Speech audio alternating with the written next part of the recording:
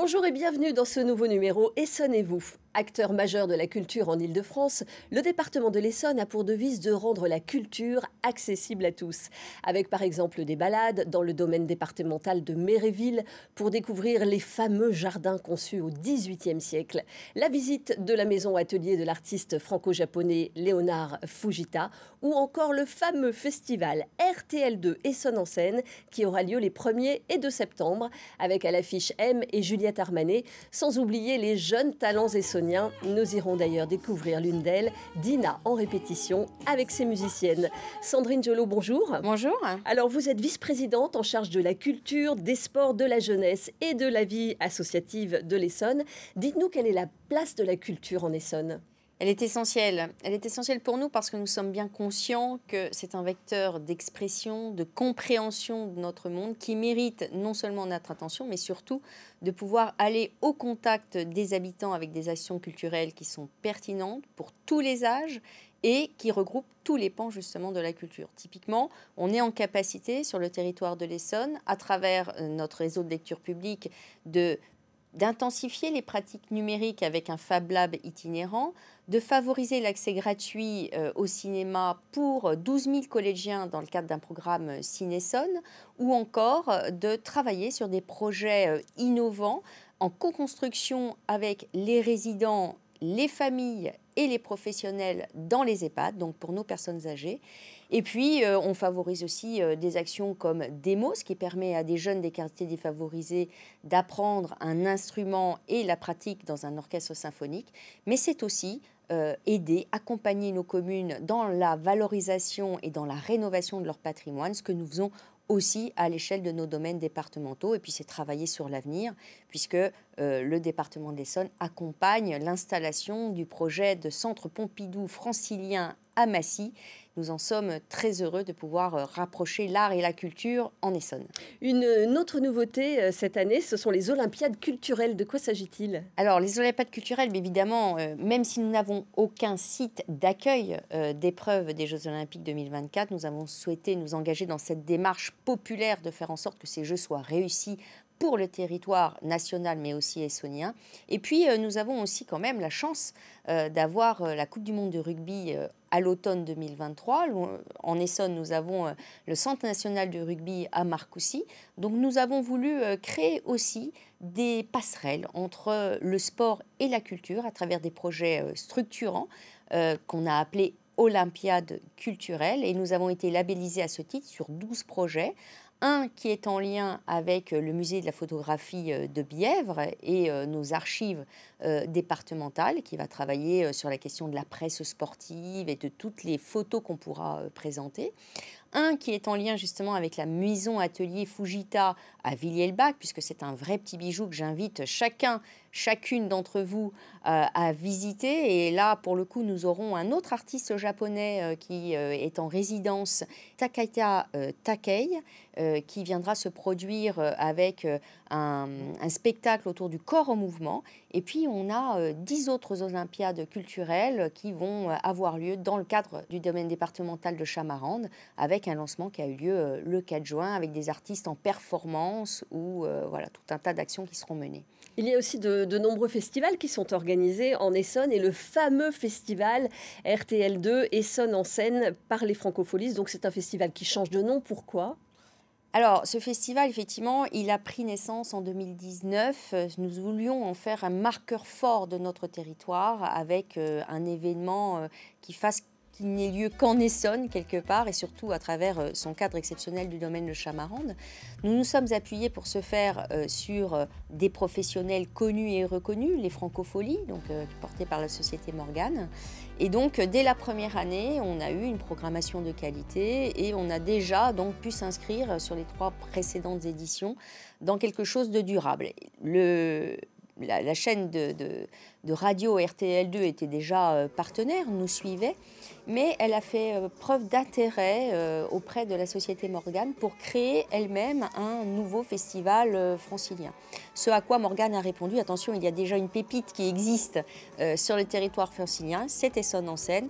Donc c'est ce rapprochement qui a permis qu'aujourd'hui, on parle du festival RTL2 Essonne en scène, puisque RTL2 a pris toute sa place et est devenu un vrai partenaire et nous a beaucoup accompagnés, notamment dans cette programmation de qualité que nous avons cette année sur l'édition 2023 du 1er et 2 septembre au domaine départemental de Chamarande. Et c'est donc cette année la 4e édition de ce festival RTL2 Essonne en scène. On a pu voir les années précédentes Rita Mitsuko, Jean-Louis Aubert, Vianney, Julien Doré, Calogero. Quelle va être la programmation ?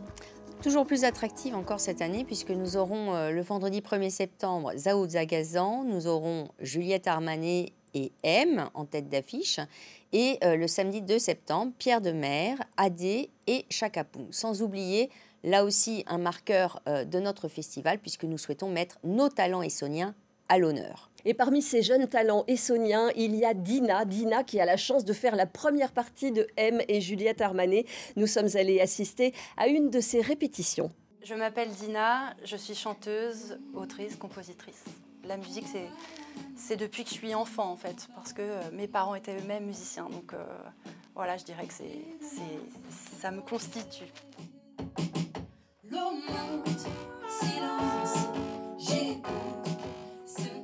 Il y a Manon Yatoni qui m'accompagne au chœur et aux percussions. Elle tape sur des machines, elle tape sur des percussions. Et puis Kaina Ouali qui est clavier et choriste également. On est toutes les trois un groupe où on est toutes les trois musiciennes et chanteuses. On répète en vue de ce magnifique festival qui aura lieu le 1er septembre, festival RTL2 Essonne en scène.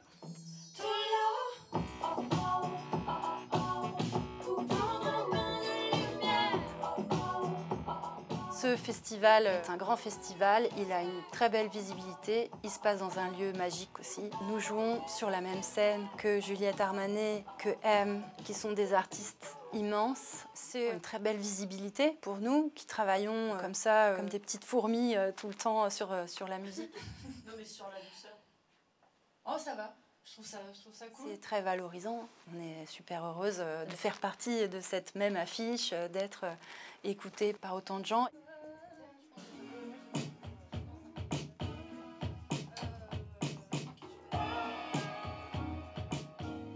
Je fais de la musique aussi pour moi, parce que ça me fait du bien, et parce que ça me plaît, et parce que c'est une question de survie, c'est obligatoire pour moi. Avec qui je transite, c'est aujourd'hui, c'est moi qui choisis.